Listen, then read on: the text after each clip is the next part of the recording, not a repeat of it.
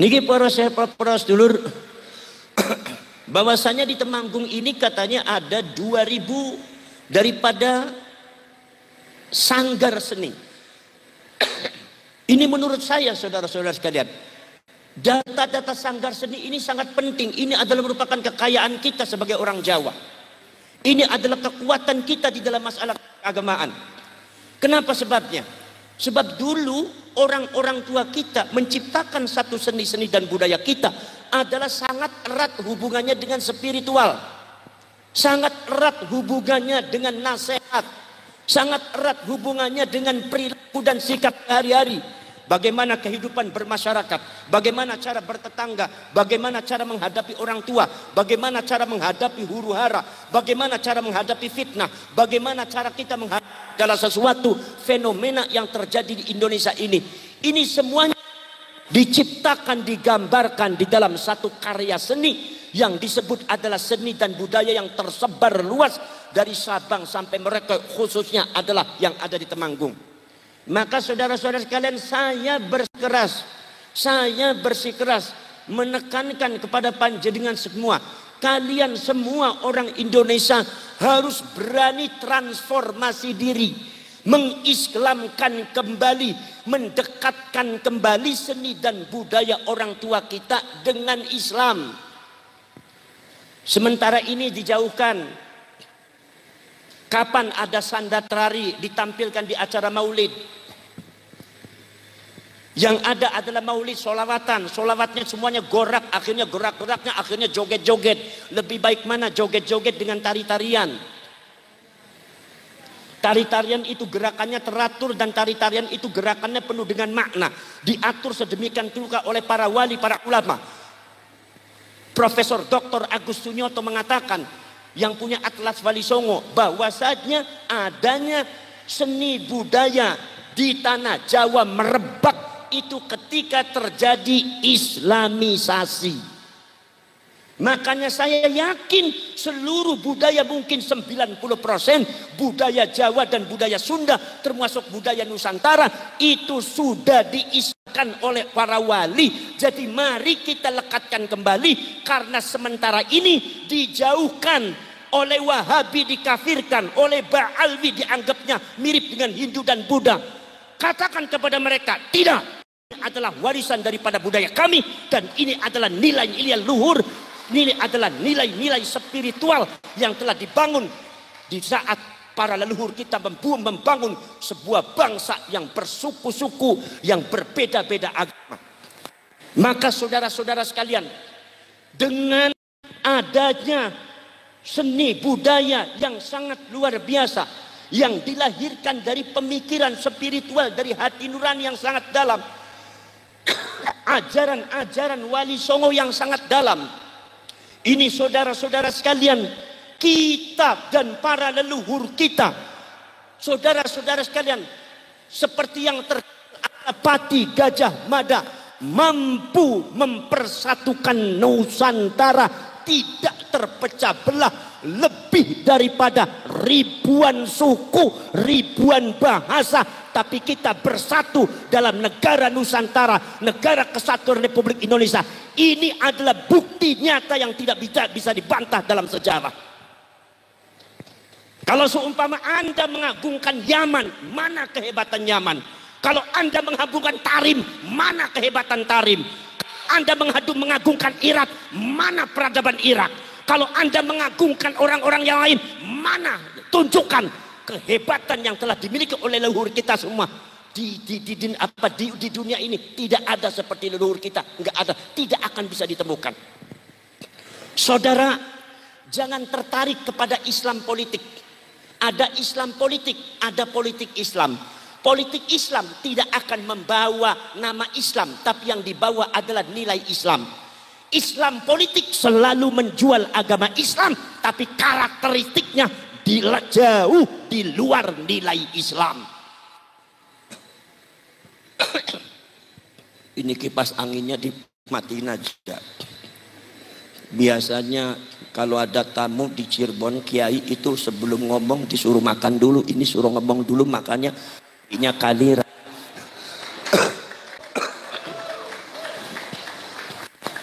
Udah kiainya nggak dikasih, belum dikasih makan, disemprot pakai angin, ya masuk angin ini. Panitia harus tanggung jawab kalau saya sakit lagi. Saudara-saudara sekalian, saudara-saudara sekalian, saya beri contoh saudara-saudara sekalian. Yang namanya Spanyol Islam dikuasai oleh Islam 800 tahun. 800 tahun, 800 tahun, Pak. Dikuasai Islam, Pak. Subhanallah.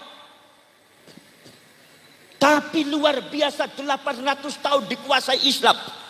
Eropa dengan kekuasaannya di Timur Tengah sangat luar biasa. Spanyol Islam menguasai dengan jargon Islam 800 tahun. Tapi ada cerita saudara-saudara sekalian, cerita yang sangat menyedihkan. Apa? 800 tahun kekuasaan Islam ditumbangkan oleh kekuasaan Tartar hanya 2 tahun. Tumbang jatuh, Islamnya hancur. Sekarang jangankan di kekuasaan Islam, di Spanyolnya pun tidak ada Islam, tidak bisa berkembang Islamnya. Pelajaran, leluhure panjenengan iki mikir, wali panjenengan mikir, mung orang nafsu etok, orang sewot-sewot etok, mikir. Wa yurikum ayati la'allakum tatafakkarun. Kalau Allah sudah memberikan ayat dan tanda-tanda kepada kalian semua, maksudnya apa? Supaya kalian berpikir. Terus saya cak lontong tuh mikir. Gini apa mboten? 800 tahun kekuasaan Spanyol Islam ditumbangkan 2 tahun. Subhanallah, sangat tragis sekali pengusiran orang-orang Islam dari Spanyol. Kalau tidak diusir suruh masuk Kristen. Itu adalah sejarah. Nomor 2, saudara-saudara sekalian. Oke, boten napa-napa. Ya kiai kudu sabar. Kayak jenenge wong luweh dikei sekul malah dikei kopi, ya ampun sabar. Jenenge kiai ke ono sing gatuki ya. Alhamdulillah. Ini supaya kalian paham, jangan mudah terkecoh dengan orang-orang yang sering mengatasnamakan Islam. Sementara mereka hanya menjual nama Islam, tapi mereka tidak mengerti tentang makna peradaban Islam. Subhanallah, saudara tahu India dikuasai Islam 600 tahun. Boten percados, kulo ting India 6 tahun. Milo kulo niku sakit basa India. Satu-satunya kiai NU yang bisa bahasa India saya, Ki Imaduddin Buya Said Akil, kalah sama saya masalah bahasa India. Kalau saya mendengarkan bahasa India saya ngerti artinya. Kalau Ki Imad cuma bisa begininya aja paling nggak ngerti artinya. Saudara-saudara sekalian, India dikuasai Islam 600. Dari mulai akhir Banu Abbasiyah sampai kerajaan Mughal India. Tapak daripada keislaman tersebar di seantero India. Dari barat sampai timur, dari utara sampai selatan.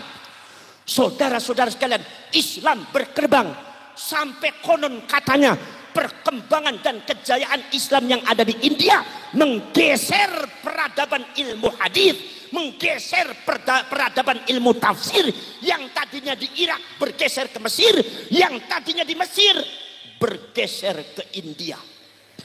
Makanya di India di sana banyak pakar-pakar hadis, Pak. Makanya saya oleh abah saya di sana suruh ngambil hadis. Yang suruh ke India siapa? Gus Dur. Pada waktu saya selesai sekolah itu, Gus Dur itu memberikan alternatif, nggak ada yang enak. Makanya umi sayanya ngamuk-ngamuk, apa itu Gus Dur itu? Oh, alternatifnya kok ono sing petok. Satu punya Gus Abbas suruh sekolah di Israel. Waduh, sekolah di Israel gimana? Panjenengan ku pripun? Oh, Islam mawon. Orang alim yang ada di Mesir itu banyaknya nyari duitnya di Israel. Jadi diambil ilmunya, jangan Israelnya. Ya enggak mau. Nanti kalau ada apa-apa malah fanatik Israel apa sih? Kalau enggak di mana? Kalau enggak di Irak punya. Wah, di Irak lagi perang. Waduh bahaya. Peluru nyasar niku bahaya. Akhirnya malah di India. Kata Umi saya bilang, Gus sampean kok memberikan alternatif kok enak sih Gus ya. Di India gua pasti terkenalnya paling-paling ono Amitabh Bachchan tok. Kata Gus Dur mengatakan, ora Gus. di India sampean akan menemukan berlian. Subhanallah. Saudara-saudara sekalian, kita kembali kepada India. India ini dikuasai Islam 600 tahun, Pak.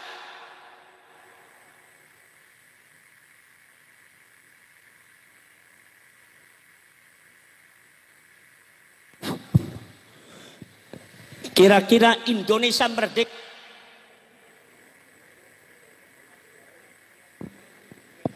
Indonesia kira-kira merdeka tahun 45. Dari tahun 45 sekarang ke 2024. 9445, 2024 kira-kira sudah 600 tahun apa belum? Sudah 600 tahun apa belum? Boro-boro 800, 600 tahun apa belum? Kalian harus tahu bahwa India dikuasai Islam itu 600 tahun. Saudara-saudara sekalian, hebat, hebat. Kerajaannya luar biasa. Ditakuti oleh semua orang. Iya, peradaban keilmuannya sangat tinggi, diakui, betul. Tapi ada kisah tragisnya. Apa kisah tragisnya? Yaitu adalah segitu hebatnya India dikuasai Islam 600 tahun, tapi ditumbangkan oleh kekuasaan Inggris hanya 1 tahun. Jatuh India, sampai detik ini Islamnya tidak bangkit lagi. Saudara, waliullah, para wali Indonesia mikir, kiai ulama Indonesia mikir, para leluhurne sampean mikir, bukan orang bodoh tapi ulama besar, orang alim pemikir yang sangat luar biasa. Ini kira-kira faktornya apa? Ternyata faktornya salah satunya adalah ternyata kekuatan Islam yang ada di Spanyol dan ada di India itu lebih fokus kepada kekuatan politik Islam, sementara adat budaya kurang diislamisasikan, sehingga ketika politiknya tumbang maka Islam sebagai agama yang ada di Spanyol, yang ada di India semuanya hancur lebur. Makanya di sini kata para ulama Indonesia, kata para wali Indonesia berkumpul, yang ada di Kalimantan datang ke Jawa, yang di Jawa datang di Kalimantan, yang di Sulawesi datang ke Jawa, yang di Jawa datang ke Sulawesi, yang ke Sulawesi datang ke Sumatera, Sumateranya datang ke Kalimantan. Berputar-putar semua saudara-saudara sekalian, sehingga sanadnya menyambung menjadi satu, membuahkan satu listrik dan energi yang sangat luar biasa untuk Indonesia, membuat satu peradaban. Apa? Islamkan tanah Jawa, bukan sekedar politiknya yang Islam, tapi manusianya pun harus diislamkan. Tapi adat budayanya pun harus diislamkan, seninya harus diislamkan, bukan sekedar masjidnya saja yang Islam, bukan sekedar benderanya saja yang Islam, tapi kehidupannya harus diislamkan. Kalau bisa sandalnya, ayamnya, kambingnya harus diislamkan semua.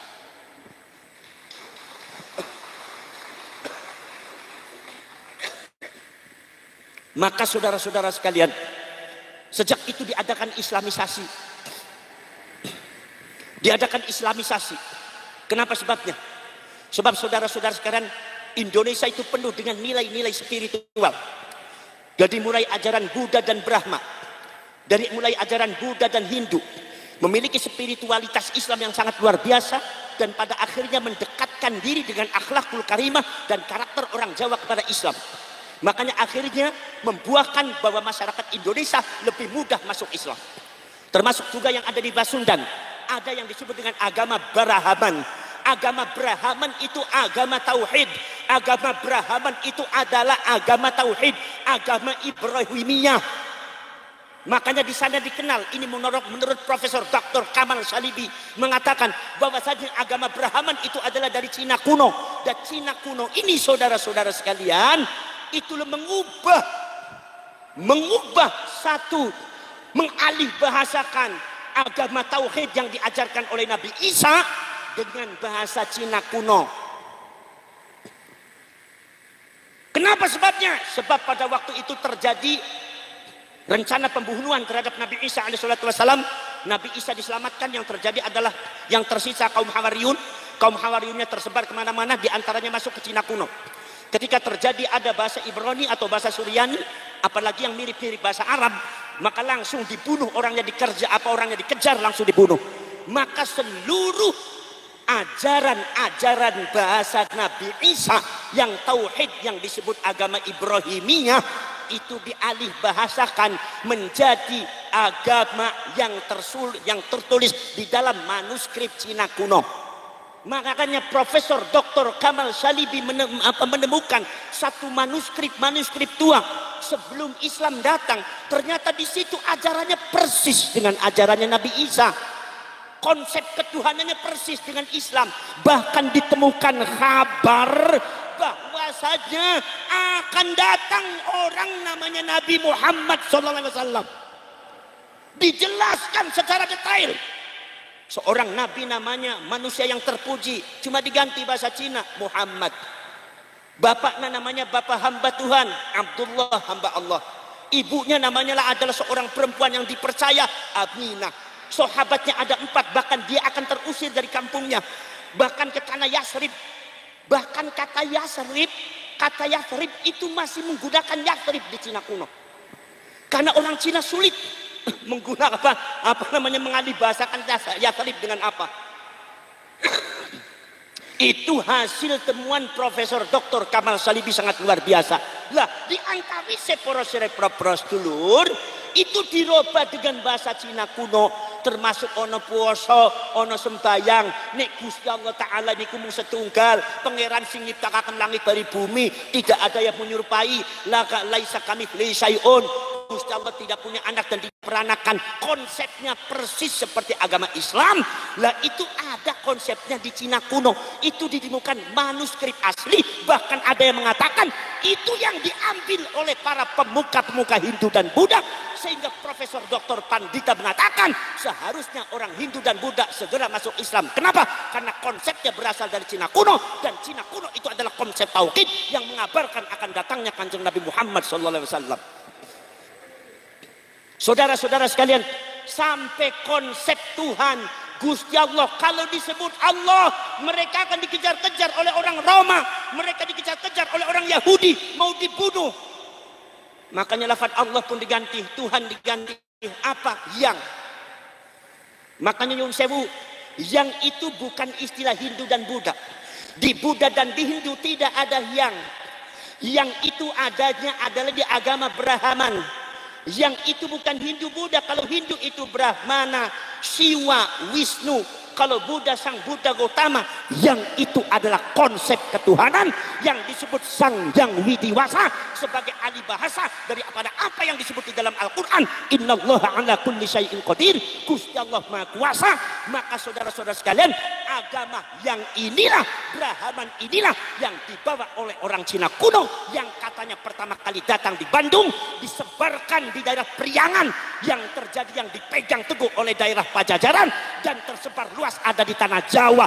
Inilah akar daripada agama tauhid, daripada agama Islam yang ada di Indonesia. Saudara-saudara sekalian nyuwun sewu, makanya para wali songo mengubah sholat menjadi sembahyang itu nggak begitu berat, kata kiai, nggak apa-apa. Apa sebab? Sebab yang dimaksud oleh Cina kuno adalah Allah.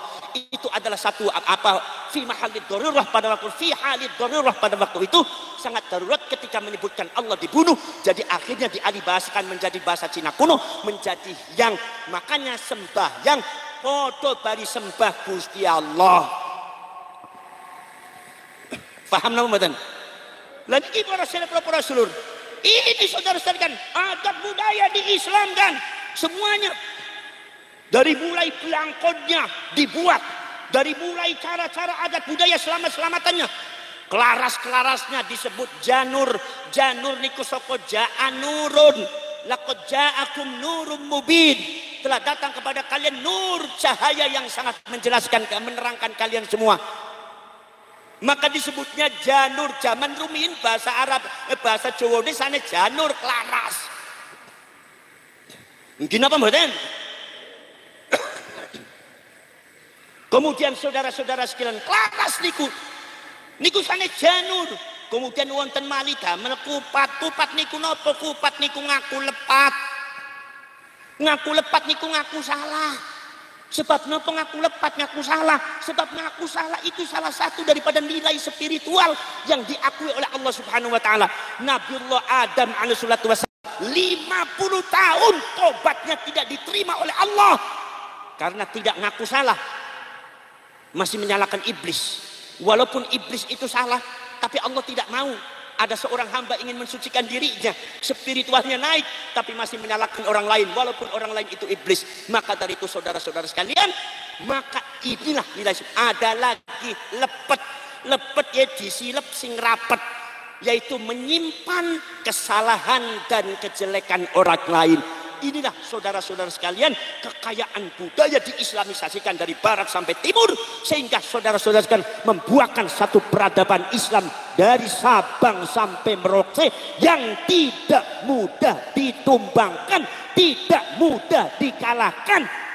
Indonesia jangankan dijajah oleh Inggris 2 tahun, jangankan dijajah 1 tahun, dijajah oleh Portugis, dijajah oleh Belanda, dijajah oleh Jepang, sampai terakhir sekutu lebih daripada 350 tahun mereka semua tumbang, tapi Islam di Indonesia tetap tegak berdiri, menunjukkan keampuhan dan kehebatan daripada leluhur kita. Jadi saya minta panjenengan sebagai orang Jawa jangan suka inferiority complex.